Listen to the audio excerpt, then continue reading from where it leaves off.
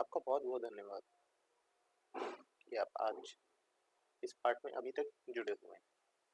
तो आज हम शुरू करते हैं वयम रक्षामहे के अध्याय 16 सुम्बा द्वीप में।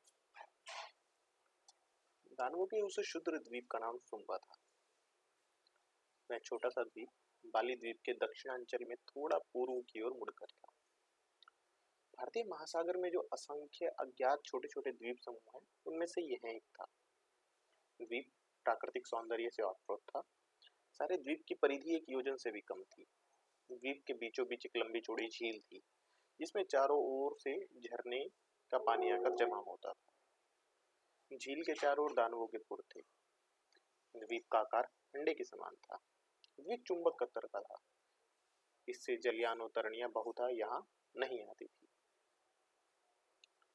जलमग्न चुंबकीय चट्टानों से टकराकर उनके डूब जाने का भय था, परंतु दानव यह निर्भय आते जाते थे। दानवों की यहाँ संपन्न बस्तियां थी। उनके घर पक्के, राजमार्ग प्रशस्त और पूर्व में स्थान स्थान पर हरे भरे उपवन थे, जिनमें अनेक मौसमी फूल और फल लगे थे। द्वीप का जलवायु अत्यंत स्वास्थ्यप्रद था। पूर्व, घर, हरमे, सौध, वन, बाग, उपवन, उद्यान, तड़ाग, राजमार्ग सभी कलापूर्ण थे। ऐसा प्रतीत होता था कि दानव अत्यंत कला प्रेमी है, संपन्न भी है। उनकी संपन्नता का तो यह परिणाम यथेष्ट था कि दानवों तथा उनकी पत्नियों के अंगों पर बहुत से स्वर्ण आभूषण थे। रत्नाभरण भी वे पहनी थी। दानव कन्याएं दैत्यों के समान कृष्ण वर्णा नहीं होती थी। उनका रंग तपाए सोने के समान तथा उठाव आकर्षण होता था। दैत्यों की अपेक्षा वे सभ्य और सुसंस्कृत भी थे। दानव जैसे वीर थे, वैसे हंसमुख और कला प्रेमी भी थे। संगीत नृत्य उन्हें अत्यंत प्रिय था।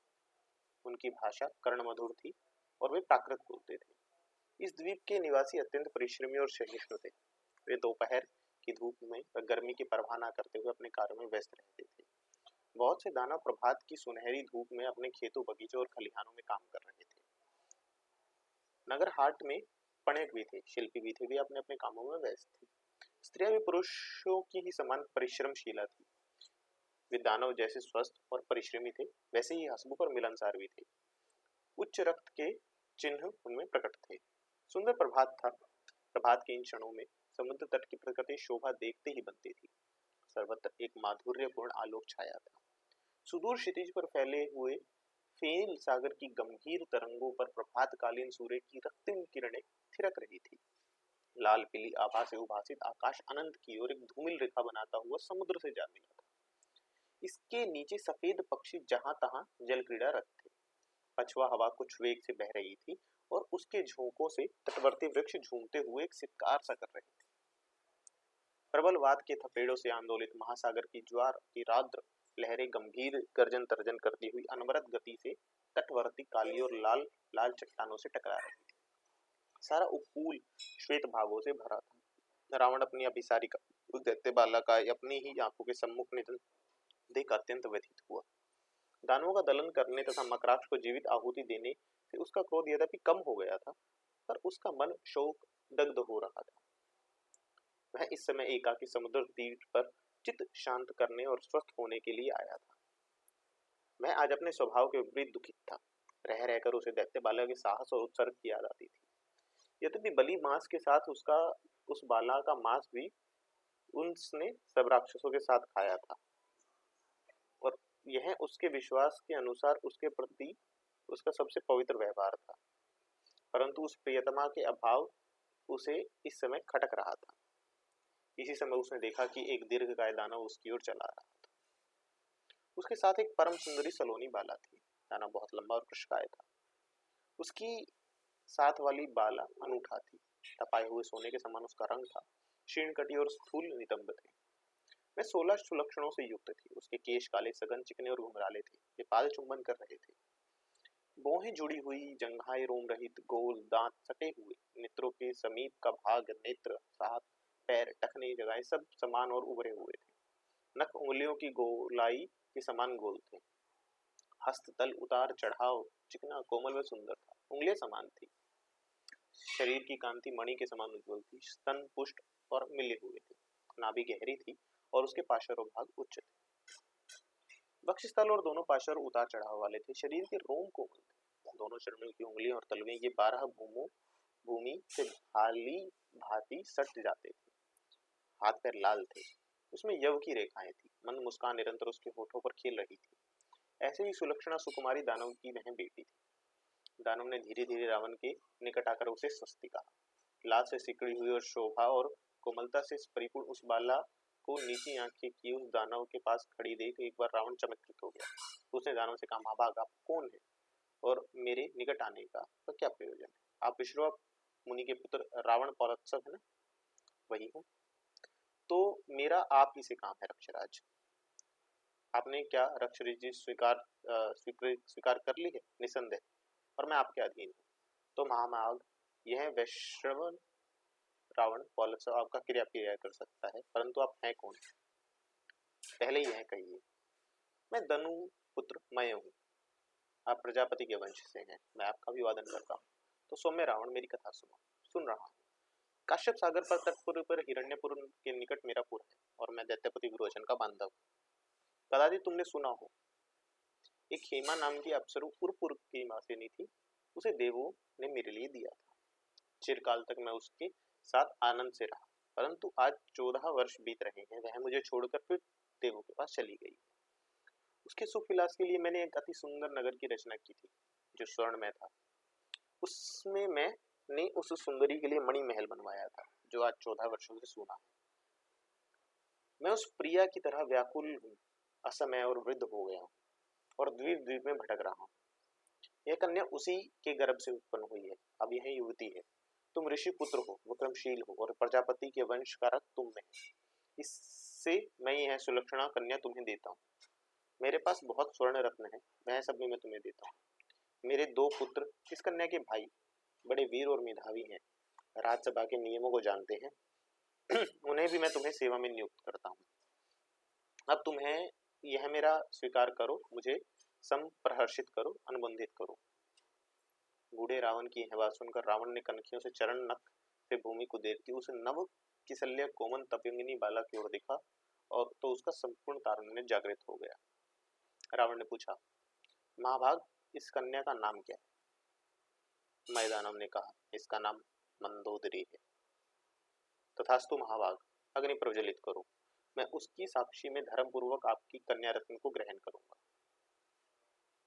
बूढ़े दानव ने तत्काल सूखी समिधाएं चुन ली और अग्नि पाषाण से अग्ना ध्यान किया। रावण ने कन्या का हाथ पकड़कर कहा, ग्रहणामि ते सौभाग्यतः हस्तम। दानव मय ने एक अमोघ शक्ति उसे भेंट करके कहा, स्वस्ति, तुम्हारा कल्याण हो। पौलत्स्य मुनि कुमार, यह दिव्य शक्ति लो, इसके रहते तुम विश्व में अजय हो। अब मैं चला। वृद्ध दानव एक ओर जाकर पर्वत श्रृंखलाओं में गायब हो गया। रावण ने नववधू की ओर देखकर कहा, वरम ब्रूहि। वधू ने तिरछी दृष्टि से उस पर देखकर कहा, अलम लम प्राप्तम सर्वम।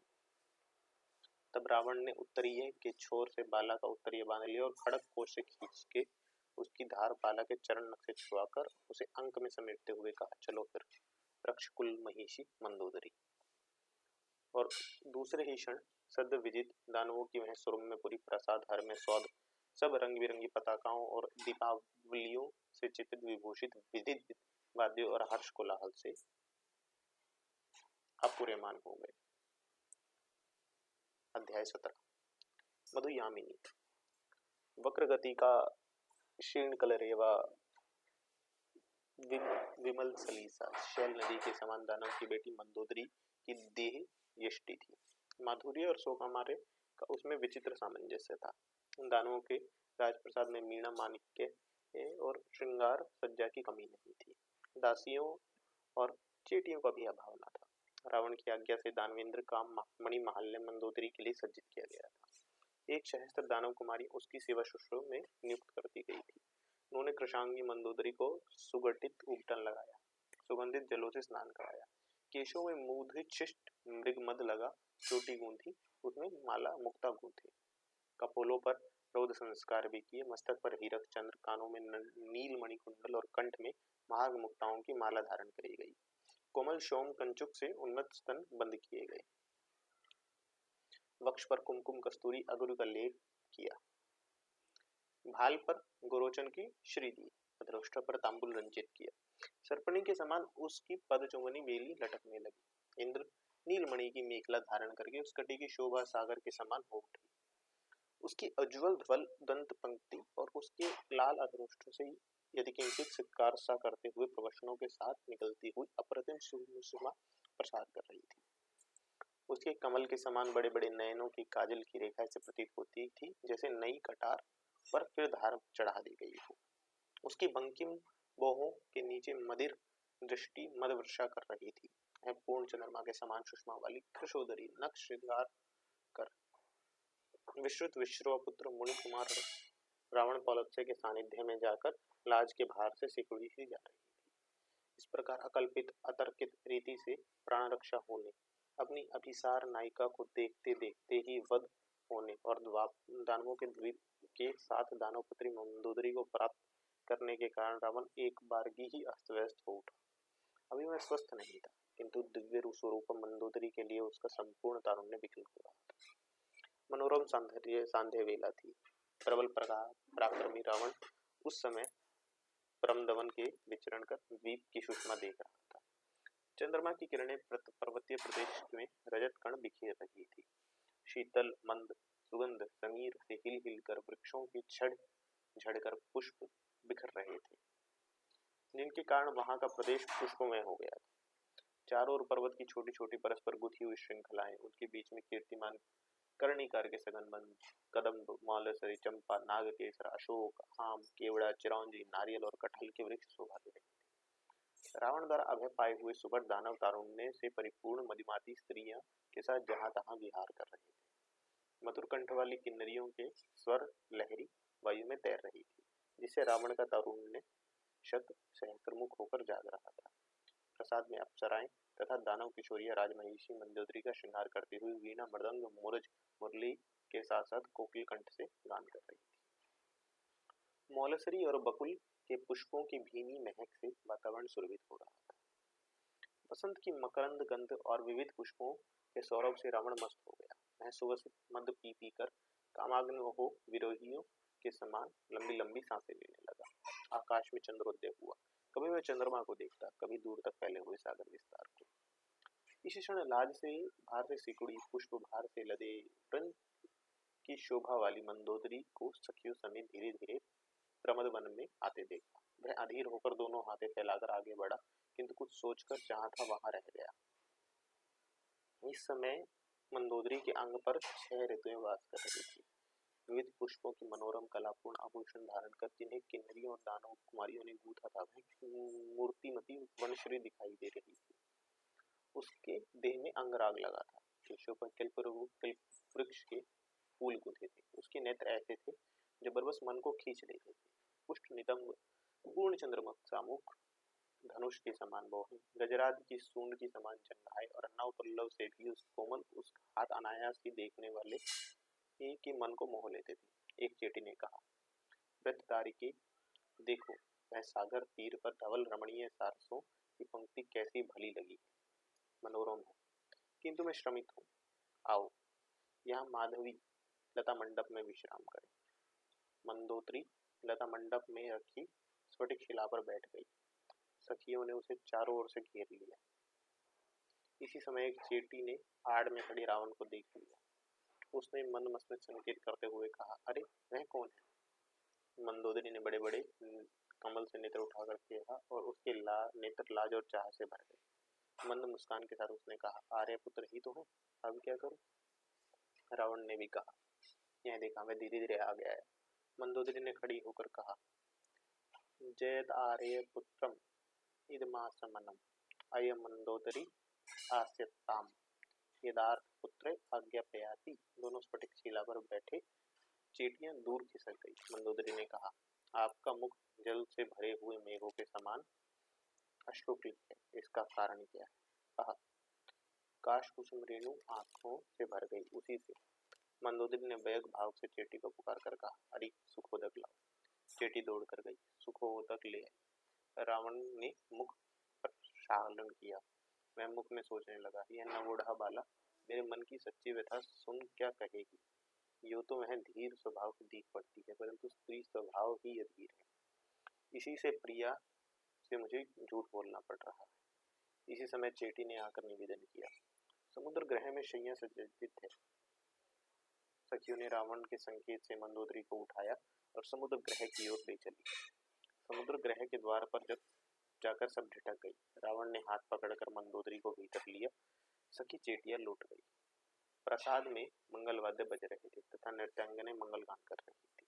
कक्ष में सुगंधित तेल के दीप बड़े बड़े दीपधारों में जल रहे थे। कृशोदरी मंदोदरी को अंक में भरकर रावण ने उसके शस्त्र चुम्बन डाले। फिर उसने उसकी आंखों में आंखें डालकर कहा, प्राण सखी, क्या है स्वप्न नहीं है? क्या सचमुच ही तुम मूर्तिमात कौमुदी आज मेरे सानिध्य में हो? तब क्या दानव मक्षराज ने मेरी बलि नहीं दी? वह सब स्वप्न था। मंदोदरी ने पलकों में मुस्कान भरकर कहा, सत्य है, मैंने आपको बलियुग में बंधे देखा। तब तुमने यह भी आशा की थी कि वह युगबद्ध बलि पुरुष तुम्हारा पति होगा। आशा नहीं, कामना की थी। पितृचरण से मैंने आग्रह किया था वे तुम्हारी रक्षा करें। फिर दानवेंद्र मक्षराज ने पितृचरण का अनुरोध नहीं माना। इसी से पितृचरण ने अपने बांधव दानवों से विद्रोह किया। उन्होंने दानवेंद्र के विरुद्ध तुम्हारे पक्ष में युद्ध किया था। कहा, यह तो उन्होंने कहा नहीं, न कहने से कहा। पितृचरण आत्मशाला नहीं चाहते। मैं उनका उपकृत हूँ। क्या मैं उनका कुछ प्रिय कर सकता हूँ? यदि तुम मात्र चरण का उद्धार कर सको। कहाँ है वे? उर्पुर में, देवों के सानिध्य में। किसके? वारुणों के। किंतु क्या वहाँ वे क्या स्वेच्छा से? मैं नहीं जानती। जब वे गई मैं बहुत छोटी थी। कोई संदेश मिला? नहीं। अच्छे समय पर याद दिलाना। दिक्पाल वरुणों को देखूंगा मैं। अनुग्रह दास में, क्या तुम मुझे पाकर प्रसन्न हुई प्रिय? यह तो अधिक से भी अधिक है।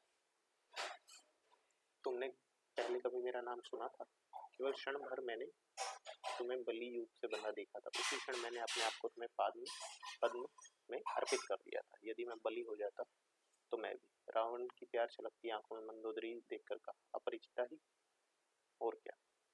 क्या और ने भी कदाचित यही सोचा? कौन? वह दैत्य वाला, वह बलि? हाँ प्रिय। कौन थी वह? अभिसार सखी। 2 दिन पूर्व उसे प्रथम क्षण देखा। परिणय हुआ, विग्रह हुआ, बंदी हुआ। जलदेव से उसने मेरी रक्षा की और यहाँ बलियुग में बंधे बंधे अपने प्राणों की रक्षा की। आप सुविजेता है वह दैत्य वाला। अभिनंदन करती। इसी से आर्यपुत्र के नेत्र वाष्पाकुल है। इसी से कल भोर से उस हुतात्मा की स्मृति से विकल वेदित हूँ। जब मैं शून्य हृदय शून्य दृष्टि से शून्य सागर को देख रहा था, दिव्यांगने, तूने न जाकर कहाँ से परिजात कुसुम कलिका से अवतरित होकर मेरे विदग्ध प्राणों को शीतल कर दिया। कहो सुभगे, किस देव की कृपा से ऐसा हुआ? जलदेव की कृपा से, जिसे तुमने जीवित दानवेंद्र की आहुति दी। वह हंस पड़े। कुंदकली सी धवल दंत पंक्ति से रावण ने भी मोहित होकर मंदोदरी के वक्ष से लगकर कहा, उसे जलदेव की जय। अरे यह क्या कह दिया? क्या हुआ? अनर्थ अर्थ कैसा? तुमने जलदेव का जय जयकार किया। तो फिर जलदेव के तो दिक्पति वरुण है। वरुण ने मेरी माता का हरण किया है। उन्हें तो तुमने विमर्दित करने का वचन दिया था, अवश्य दिया है, किंतु उन्हें उनके विमर्दित होने पर जो नए तो जलदेव होंगे उनकी जय जय। वे कौन? तेरे पितृचरण वैश्रव रावण पौलस्त्य के अकारण मित्र। तुम धन्य हो आर्यपुत्र। परंतु मैं आर्य नहीं। आर्यपुत्र मंदोदरी रावण के पक्ष से जा लगी। अच्छा, अभी यही सही। भविष्य में मुझे रक्षपति कहना। संदिग्ध चांदनी रात थी। समुद्र के आनंददायक वायु के झोंके आकर युगल दंपति के हृदयोल्लास को आंदोलित कर रहे थे। रावण मुग्ध दृष्टि से मंदोदरी को देख रहा था, जो चंद्र ज्योत्सना के रजत प्रभा से हिरकमणि सी द्वीप दिखाई दे रही थी। दानव कन्याएं अलक्ष्य रहकर मंगल गान कर रही थी। सिंह द्वार पर बादलों की गर्जना के समान नगाड़े बजा रहे थे। रावण आश्चर्य दृष्टि से लज्जा विनीता शीर्ण कटी वाली मंदोदरी को दृष्टिमान पी रहा था। मंदोदरी ने मन मुस्कान से कहा, क्या सोच रही हो? तू ही कह। उसी महाभाग का अभिसार सखी की बात नहीं तेरी, मेरी क्या? तेरा कुसुम कोमल अमल धवल तरल गात्र है, जैसे छूने से ही मेला हो जाएगा। मंदोदरी ने बंकिम कटाक्ष करके पत्नी को देखा, फिर हंसकर कहा, चुप कर देती। इतना तो यथेष्ट नहीं होगा प्रिय। यथेष्ट कितना होगा? तुझे समूची ही मैं अपने में समा पाऊं तो परम सुख की उपलब्धि होगी। परम सुख की उपलब्धि करो तुम। तेरी अनुमति है? पर मेरा दानवेंद्र मकराज को जीवित आहुति देने में सब समाप्त हो गया? नहीं, देख रहा हूं। तुझे आक्रांत करने योग्य साहस मुझमें कभी का ही नहीं। मंदोदरी रावण के वक्ष से जा लगी। उसने मृदुल कंठ से कहा, मैं तो तुम्हारी अनुगता हूँ, दासी हूँ। मुझसे तुम्हें सुखापलब्धि हो तो अहोभाग्य। रावण ने मंदोदरी का चुम्बन लिया और फिर कहा, सब कुछ अनिर्वचित सा प्रतीत हो रहा है क्या? जैसे आज तेरे सानिध्य में मेरा अहम गला जा रहा है, मैं जैसे खोया जा रहा हूँ। ऐसा ही तो मैं अनुभव करती हूँ आर्यपुत्र। क्या तेरे लिए यह नई अनुभूति है तो हाँ तो चल। यह पुष्प शैया है, सुखासन है, सुरभित मध्य है, वासंती पवन है, प्राणों में प्राण का लय होना क्षण है। उसने उस अंधित दानव बंदिनी कृशोदरी मंदोदरी को हृदय से लगाकर कहा, समापो हृदयानि नौ। धन्यवाद।